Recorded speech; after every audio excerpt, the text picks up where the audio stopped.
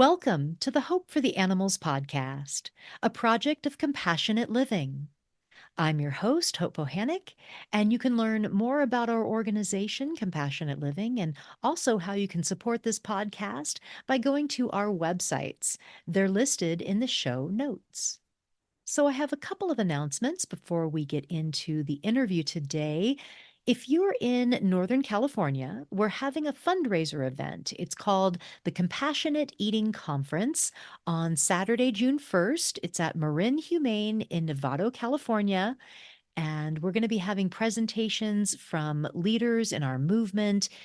We're having Lauren Ornelas from the Food Empowerment Project and Crystal Heath of Our Honor and Veterinarians Against Ventilation Shutdown, as well as a few other speakers. Marin Humane is an animal shelter, and they have this nice auditorium there. So that's where we'll be. And you can go and oogle the animals up for adoption on the breaks. We'll have some yummy snacks, including free cupcakes. You can purchase tickets at our website, compassionate-living.org. This will be a fundraiser for Compassionate Living as well as the Sonoma County Veg Fest.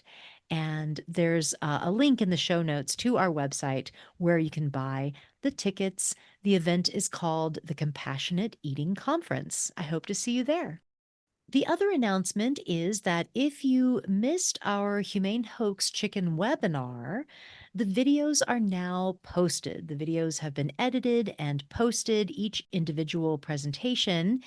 But remember that my presentation is basically the same information that was on the last episode of this podcast, episode 100. So if you listened to the last podcast, you don't really need to watch my video unless you want to. I mean, there's a bit of kind of more information, but not really much. They're basically the same. But there's two other videos, two other segments of the webinar, of the chicken webinar, that are now posted. A really informative presentation by Crystal Heath about the avian flu crisis, and a chicken micro sanctuary panel with three founders from chicken focused sanctuaries. There's Alistair Van Cleek of Triangle Chicken Advocates, and Alistair is also the co founder of the Humane Hoax Project. And they're in North Carolina. Their sanctuary is in North Carolina. There was also on the panel Tamara Brown of the Browns Micro Sanctuary in Canada, and Tracy Glover of Sweet Peeps Sanctuary in Alabama. Those videos can be found on Compassionate Living's YouTube page. We have a specific playlist for the Humane Hoax Chicken webinars, the past webinars, and then these new ones there on our YouTube page. So go check those out. Okay, so let's get into it. So today on the podcast, we have two guests, two classically trained musicians who are using their creativity and their artistry to help save animals. I hope you enjoy our conversation.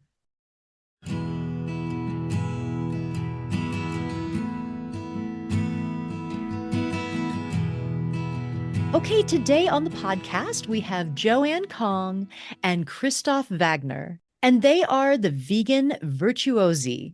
Pianist Joanne Kong's performances have been praised for, quote, great finesse and flexibility by the Washington Post in works that are, quote, sensitively played by the New York Times. She's currently the director of chamber music ensembles at the University of Richmond. Dr. Kong speaks around the world as an animal, environmental, and vegan advocate, and her TED Talk was called The Power of Plant-Based Eating, and it has over 1 million views. She's the editor of a wonderful volume called Vegan Voices, Essays by Inspiring Changemakers, and she also appears in the documentary Eating Our Way to Extinction. Chirstoph Wagner is a native of Germany. He is a sought-after cellist who has played on 4 continents. Chirstoph holds a doctorate of musical arts degree from Rice University, and his current research focuses on the role of nutrition in musical peak performance.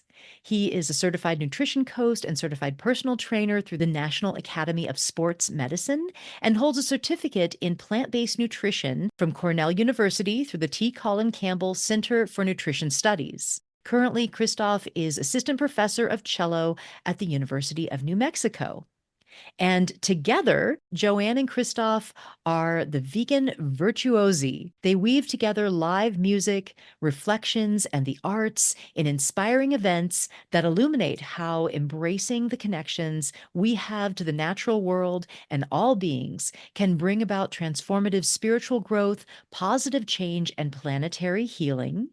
They will be featured in an upcoming documentary called Taking Note, that's about vegan musicians and the history of animal rights as seen through music. Welcome to the podcast, Joanne and Christoph. Hi, Hope. It's great to be here. I hope. Thank you so much for having us. All right. Well, thank you for being here. Well, I'm so excited to talk to you both today. And we always start the podcast with the question, why and when you went vegan? So, Joanne, why don't you start us off? When and why did you go vegan? Right. I was a long time vegetarian, and then about 10, 11 years ago went vegan. And I think that for everybody, the first thing I'd want to say to listeners is that oftentimes everybody has their own individual way that they go vegan. And during the time I was a long time vegetarian, I would say I was mostly vegan, but I would actually use animal flesh, animal products occasionally when cooking for family or for special events and that sort of thing. But then I think I reached a certain point where there was just some awareness within myself that I need to do everything I could do to minimize any other being's suffering. And I think a lot of vegans do have that point in their lives where it becomes critically important. So, and it was not long after I went vegan that, as an educator, I felt that, hey, I need to do even more. I need to make a difference by spreading this important message and hopefully helping other people to become more aware. So that's kind of my journey in a nutshell. Wonderful. Yeah. Christoph, when and why did you go vegan? Yeah, it was quite a long journey, actually, considering that even like 10, 20 years ago, it was just so much less mainstream than it is now. And I feel every year it becomes so much easier now, which is a wonderful thing. But I did not have any friends who were vegan. I did not have anyone who I could like ask and reach out for advice, or who I could get inspired by. So I was sort of a mainly vegetarian, like in my childhood. And the few times I would have meat, I always had this feeling of guilt in me for some reason. And then when I went to college, I was a vegetarian for sure. And having had like a lactose intolerance from childhood, I had switched to plant-based milks like early on. So for a couple of years, I was like mostly vegan in my college years, and I randomly found like a book at some point in that organic grocery store we had in Germany, and then I read this book, and that gave so much information. Then I became vegan because I realized it's just the best for everyone, and I definitely would say that's one of the best decisions in my life I made to become fully vegan and focus on whole food plant-based eating. And therefore, like, improving my health has been a wonderful thing, but also like being like considerate about all living beings and the planet. Yeah, wonderful. So Joanne, you've been on the podcast before because Yes. you edited a book called Vegan Voices, Essays by Inspiring Changemakers, and I had the honor of writing a chapter for that book. So we've talked about that, but this is another side of your activism that is really fascinating and very an interesting connection that you don't think about, which is veganism and music, and that's what we want to talk about today. So you have formed this duo, a duet with Christoph, and you play piano, and Christoph plays cello. So what type of music do you play? And what is your mission? Why are you bringing these two worlds together? how can you use music to advocate for animals and veganism?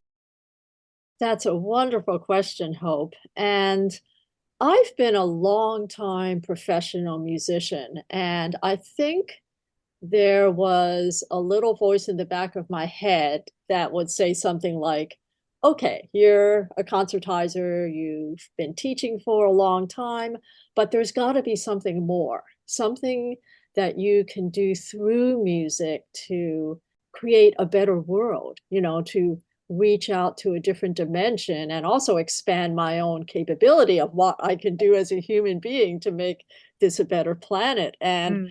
I think I was always looking and wondering if there was another classical musician out there like me, because oftentimes when you think about musicians advocating for veganism, you think about people like Moby or Billie Eilish or these pop stars Punk on vegan music. punk rock music. Yeah, yeah.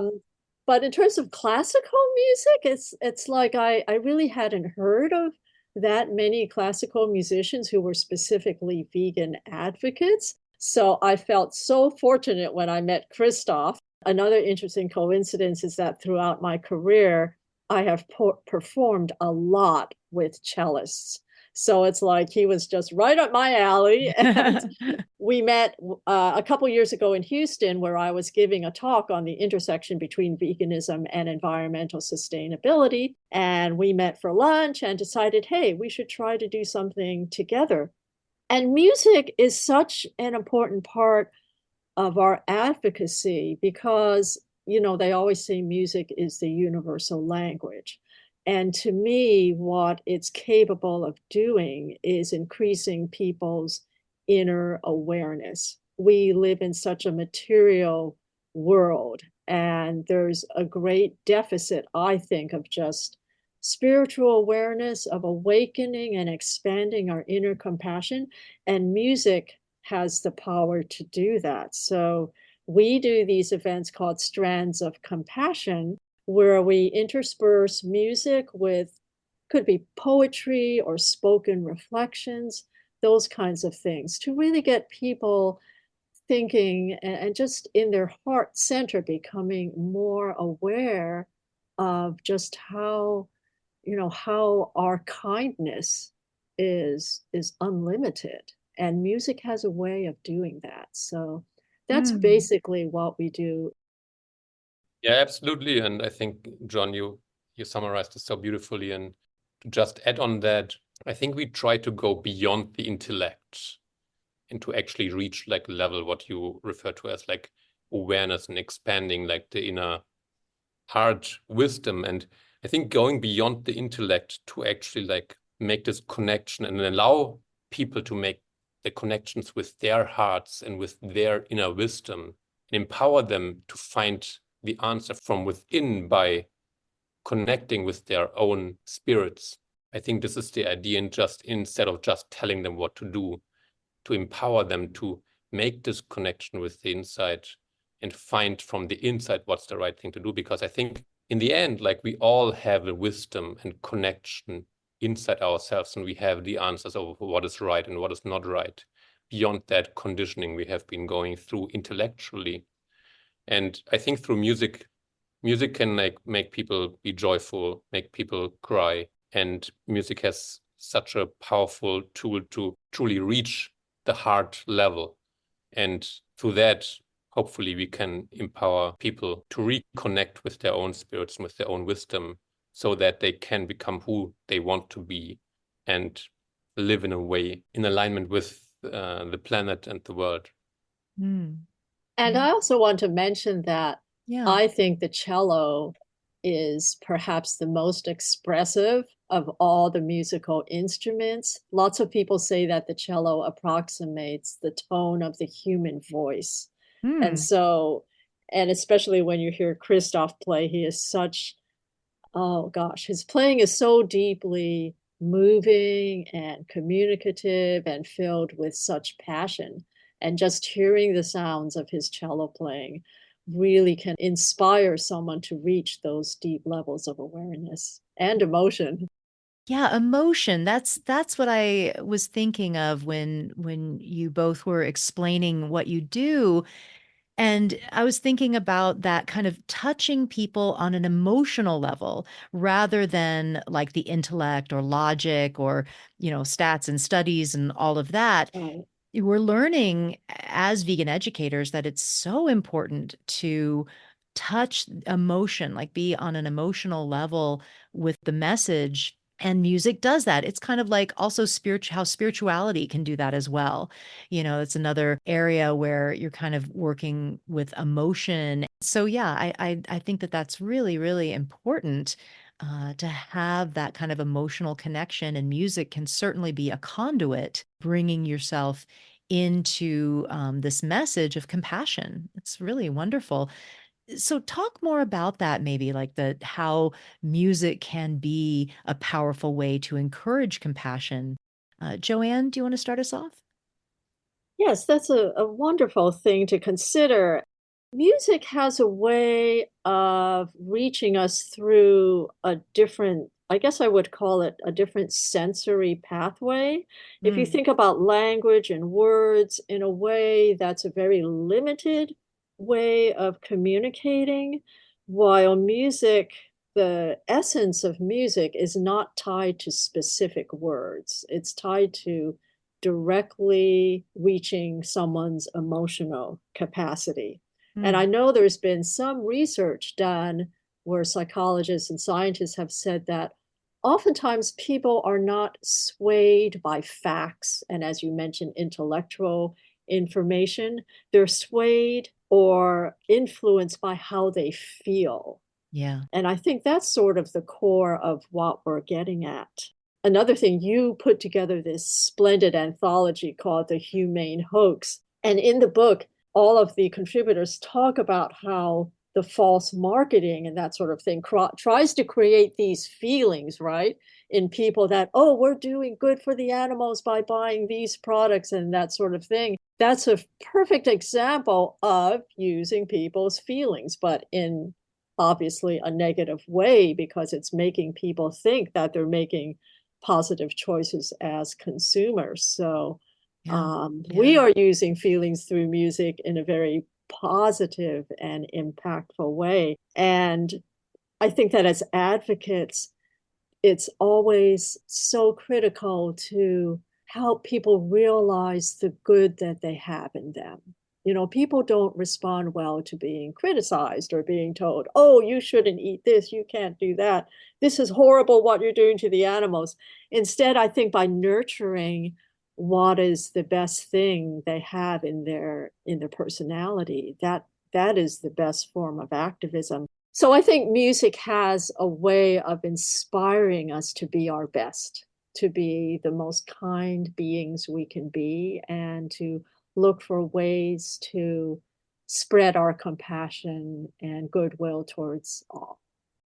Yeah, and Joanne, you have a chapter actually in my anthology, The Humane Hoax. So just wanted to mention that, and it has to do with language and our perceptions on all of this, and that goes into the emotion of it. So I encourage everyone to get my book as well, The Humane Hoax that Joanne just mentioned. These are two wonderful anthologies, her anthology, Vegan Voices, as well as mine. So good books to read. And so, getting back into this connection with music, for both of you, how does being a professional musician help you to live in alignment with your values and what's important to you? Or does it help? What is the connection there? Christoph, do you want to start us? Yeah, absolutely. So for me, it was always I want to be a musician to make the world a better place. Mm, And I think music and in general the arts are such an important foundation of a thriving society. And you can even see like, in big empires, like once the cultural aspect and the arts aspect got denied, led ultimately to the decline of the empire. And I think mm, that's why it's so important to nurture the arts in our society. For me as a musician, it felt always a little bit weird to have this mission to make our societies and make the world a better place through music, be it performance or scholarship or education.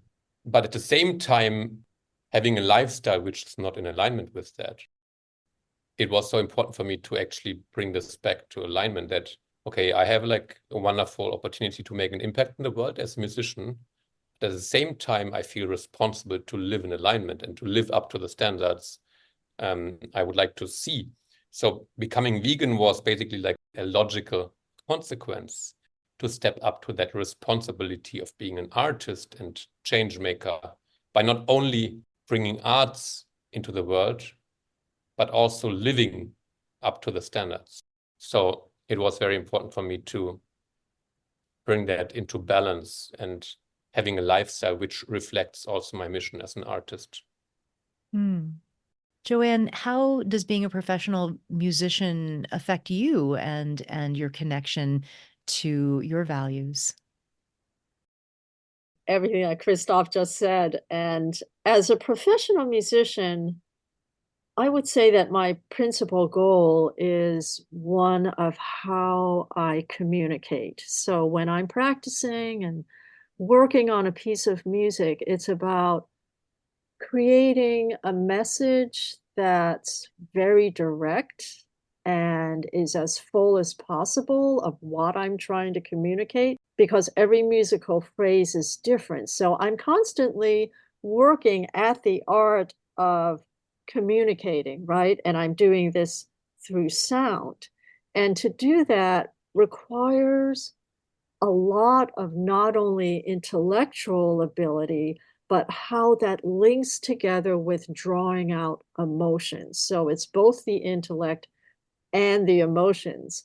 And so that act of trying to refine my ability as a communicator is also part of what I do as a vegan activist, right? Because I'm also trying to create a similar kind of awareness with all the people that I meet, that they can realize that their inner spirit, how they communicate, how they live, all of these things, all these choices are so critical. So I think it's just a natural that for a lot of us vegan musicians, we feel that connection between what we do and also what we value and how we hope to impact others.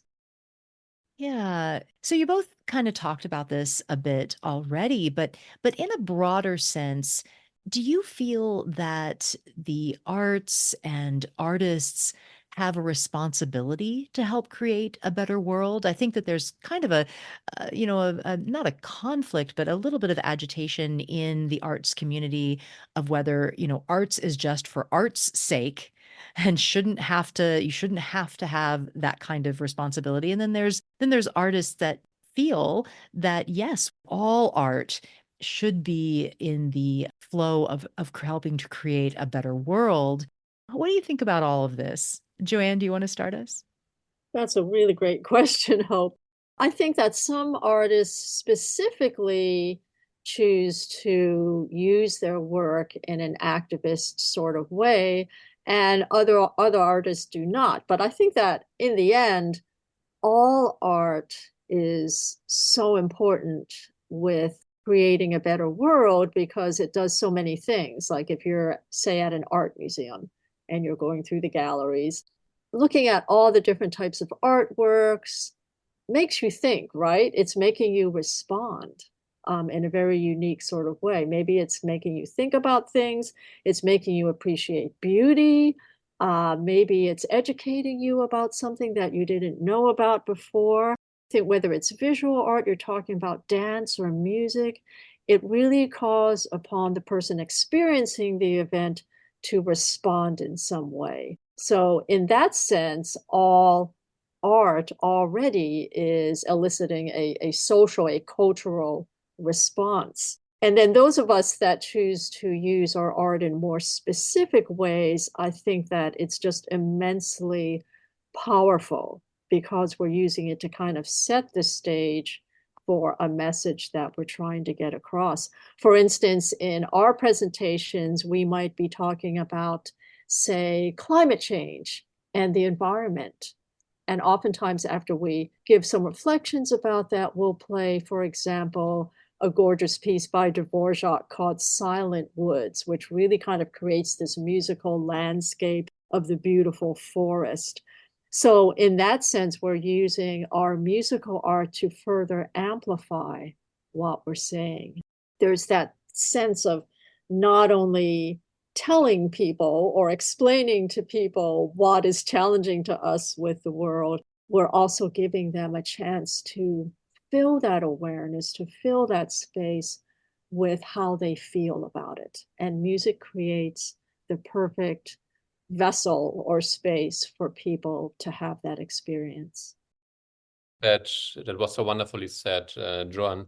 And yeah, I think if like artists declare it or not, in the end, like the music, the poetry, the artworks, everything has like an opportunity for space for reflection, space for connection to different levels than everyday life, different levels than purely intellectual thinking. And also, most importantly nowadays, to balance like the highly technological world we experience on an everyday basis. And I think the arts in general like is an opportunity to nourish our souls. It's like food for the soul in a certain way. And if I may, I actually would like to share a quote by the German poet Johann Wolfgang von Goethe, if that's okay. Yes, please do. So it's a man should hear a little music, read a little poetry, and see a fine picture every day of his life, in order that worldly cares may not obliterate the sense of the beautiful which God has implanted in the human soul. I think like the arts are really powerful in enhancing the way we live and ultimately support the world to become more peaceful and equitable. Yeah, wow. There's so much there. I think that probably not all arts and artists are doing it to help create a better world. I think there is such a thing as arts for just the sake of art. But I think also that I would say probably most artists are drawn to create art because in some way they want to create a better world. That's kind of why you're drawn to do art. I think that most artists would probably say this because you want to create that beauty in the world. And you want to, just like you were saying, to offset the mundane and the trying and the stress of life, and now everything being so technical, technology, and trying to kind of offset the technology that we're just inundated with daily. So yeah, I think it's just so important to have the arts, to nurture the arts, to be sure that a community and culture thrives with their artists, or that they support those artists. And that's so interesting you bring that up, because when one engages in art, and one doesn't have to be a professional artist, just the very fact of doing something that's more creative, it's like you're nurturing this other side, Yeah. right, of your personality. And it's a very direct, a very, in a way, simple, because you're simply drawing upon your own inner ability and your need to express something. And that's such a fundamental part of who we are. And society as a whole has so much gotten away from that. Instead, we're bombarded with news and facts and advertisements that Yeah. are trying to tell us what to do. But engaging in creative activities allows us to go to that center, that core of who we are. And that really ties in hand with veganism, because in a way, going vegan is in a way a return to a simpler, direct way of how we nourish ourselves. We're making these choices to eat whole food, plant-based, to eat food as close to its most natural state as possible, right? And so in a way, the creative act and the act of choosing a different way to nourish ourselves really kind of go hand in hand. Yeah, wow, beautiful. I love all this. I think it's so important. You're right, so important to nurture our creative side, and I can see that connection where when you stop being bombarded with, like you said, advertisements and everything in our daily life, and really connect with who you want to be. Then that's when we can connect with that part of ourself that has compassion, that has sympathy and empathy for other beings. It's so important, so connected to being artistic and creative. Wow, wonderful. So, going beyond music and the arts, Joanne, you edited a book, and we talked about it earlier, called Vegan Voices Essays by Inspiring Changemakers. And again, I had the honor of writing a chapter in that book, and it's an amazing collection of some wonderful, wonderful advocates. So tell us a little about this book and why you wrote it. Yes, and I'm so glad, Hope, of course, that you have a wonderful essay in Vegan Voices. And I felt that there was a need out there to help people have a resource to learn about, well, what is it like to go vegan? Sometimes the public has this idea that veganism is some kind of state of perfection, that it's something you have to do overnight, that you've got to be perfectly vegan right away. And what this book does so beautifully with the 50 different writers is they each tell their story, their own personal path. And it really emphasizes the idea that making these changes or choices in their lifestyles is a very individual journey. And everybody is influenced by different cultural factors. It may be family situations, social challenges. And I think the book really addresses that beautifully, that for each of us, we have our own unique path and our own unique obstacles that we face, and that it's never like one path that everybody takes. And a lot of the essays are just so moving and so inspirational. And it also points out the fact that people choose to go vegan for different reasons. Sometimes people think, oh, well, it's just about health, or it's just about animals, or just about the environment and sustainability. But I think the book points out how it's a multifaceted sort of thing. And oftentimes, people who choose to go plant-based for health reasons, that actually then opens up their spiritual capacity to understand why they're doing it in terms of the animals and for ethical reasons. So that's why I put the book together. And I hope it's helping to influence people to at least be thinking about the benefits of going vegan. Yeah, you reminded me there that you have 50 contributing authors. Right, right. Wow, that's amazing. My anthology, The Humane Hoax, I have 18 contributing authors, and that was a lot to juggle. So I can't imagine. Wow, that's amazing. Well, I did do it during the pandemic, so I had more free time to Okay. to It's a organize everything. good project for the pandemic. Right, right. But still, it's a wonderful book. I encourage everyone to check it out. Really, really well done. And thank you so much for bringing that all together. Good job, Joanne. And I should mention that both your book and my book are published by Lantern Publishing and Media, and Yeah. they have probably the best collection of books related to veganism, animals, the environment, social justice. It's a wonderful, wonderful company, and I hope that your listeners will check it out. Yes. Wonderful to give some attention to Lantern. I fully agree. They're an incredible publisher and have just such a variety of books, all with a compassionate angle, an angle, uh, Right. with a Mhm. focus on compassion for the animals, but in a wide variety of topics. So great. And Christoph, I know that you have also done some advocacy beyond your music for veganism, and you did some work on Rice University. Was it your alma mater that you went there, or do you teach there? And what advocacy did you do there at Rice University? Yeah, thank you so much for asking, Hope. I did my doctor at Rice University Ah, and okay. was also very passionate about spreading the power of plant-based eating and a vegan lifestyle at the same time. So I looked around if there's like any student organization or something, and there used to be one, but it had somehow discontinued. So I started off like a student organization called Rice Vegan Society, Mm, and we did like various events, film screenings, lectures by invited speakers from the community, and then we wanted to do like a event with multiple speakers, and this ended up becoming a veg fest. The first one was 2018, and then the second one on a much larger scale was 2019.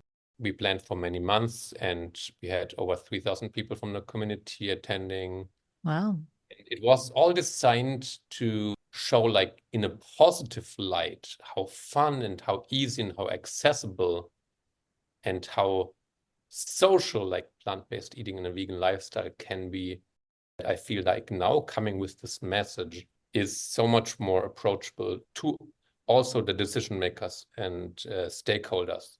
So I think it's so much easier nowadays to put together groups and events. And I hope that in my current position, I can also support my students and student groups. So one of the things I spoke actually recently with a new director of sustainability, one of the suggestions I had is to make it like really a research project from like some of the university departments to see how can they actually like reproduce exactly the same foods which people like to eat in the community and made from plant sources. So I think this can be like really wonderful projects for science students. Yeah, university level, college level advocacy, I think, is so important. It's such a critical age where we can really reach people when they're making their food choices, what their future food and dietary choices will be or kind of formulating at that time. So it's really, really a great advocacy avenue. Yes, absolutely. Well, it's been a wonderful conversation with both of you. I appreciate your work so much. We're going to wrap up now. So, Joanne, why don't you start with our last question? What gives you hope for the future? That's a really good question. And I think when we look back, even just, 5 years ago and compare what we see in the food scene, there's so much more availability and interest in plant-based eating. Just a trip to a regular grocery store where you see many more plant-based options, more organic produce. You have more and more people that are inspired by all the many documentaries that keep coming out about plant-based eating and going vegan and the animals. I think just in terms of the public awareness, social media, everything that's coming out, there definitely is that growth in awareness. I do a lot of speaking at Veg Fests and see especially young people. I mean, it's so common that I'll be manning my desk and a family comes up and there's like two young kids and they tell me they're vegan and they made their parents go vegan. I see that all the time at Veg Mm. Fests, even with my own students. Like last year, I work one-on-one with musicians here at the University of Richmond, and I had two seniors I was working with, and they hadn't told me before, but in one of our last conversations, they said, "Oh yeah, we know about all the stuff you do, and I've been going vegan," the student will say, "for the last half year." And I'm like blown away because I had no idea that maybe I was having some small influence on that particular student. So you never Wow. know. I think Yeah. that for anybody who's vegan, just being ourselves, and living compassionately, I think we radiate that joy and that healthfulness and that positive attitude, and it definitely rubs off on other people. So I think that as vegans, we are some of the most positive and inspiring people, and we can help the people around us to also feel the same way. And Christoph, how about you? What gives you hope for the future? Yeah, thank you so much. This is a really wonderful question. And for me, it is seeing like how people are more and more interested in a holistic way of living. You can then see that in like the ideas of yoga and mindfulness. It becomes so much more mainstream. People want to take care of themselves in a different way. People want to nurture their bodies. The entire idea of like eating healthy is becoming much more mainstream. And my hope is indeed that the idea of becoming more one with ourselves, becoming more one with each other, and becoming more one with the planet will foster a new way of living in harmony with ourselves, in harmony with the world, in harmony with all living beings, and in harmony with the spirit. I hope that the work Joanne and I are doing contributes to that vision and new way of living. Oh, yeah. Well, I think it does. I absolutely do. I love so much what you both are doing. It's really fantastic work. And I look forward to seeing one of your events because you tour, right? You're on tour. Yes, yes, we have one tour upcoming in the Northwest, and we are definitely excited to get together with you there. Yeah, yeah. I hope to see you when you're up here in Oregon. Yeah, fantastic. Thank you both so much for being on the podcast. I really enjoyed our conversation. Thank you, Hope. It's been great. Thank you so much, Hope. Thank you for your wonderful work you do. Thank you for listening to the Hope for the Animals podcast, a project of compassionate living. If you are in the Pacific Northwest, Joanne and Christoph are doing a tour in that area. They are playing their Strands of Compassion concert in Vancouver, Washington on May 17th. Then they'll be in Salem, Oregon on May 19th and Eugene, Oregon on May 25th. I'm going to be at that one, so meet me there if you're in Eugene. I love how Joanne said music can reach people on a different sensory pathway beyond words. That's what we have to do. Connect with people on that emotional level. I talked a little about this on the last episode as well, how logic and statistics are only going to get us so far, right? Most people make changes in their lives because of emotion, because of emotional reactions. And our connection to animals is very emotional. We can relate to their pain, respond to their suffering, appreciate their joy, adore their adorableness. When we reach people on an emotional level and change their perceptions and their relationship to animals, particularly farmed animals, this creates lasting change. This is the kind of change that can blow the current in a different direction, in a compassionate and ethical direction that is more in line with how people already are. Most people don't want to hurt animals, right? So really, they are already vegan in their hearts. We just have to bring that to the surface so they can change their habits to not harm animals. If you help animals in some creative way, I'd love to hear about it. Let me know what you do to stir emotion for animal freedom. Maybe you have something that you've always wanted to do, some creative outlet that you can focus on the animals, that you can do and focus it on the animals in some way. Let's get creative and create a new, beautiful, caring, compassionate world and live vegan.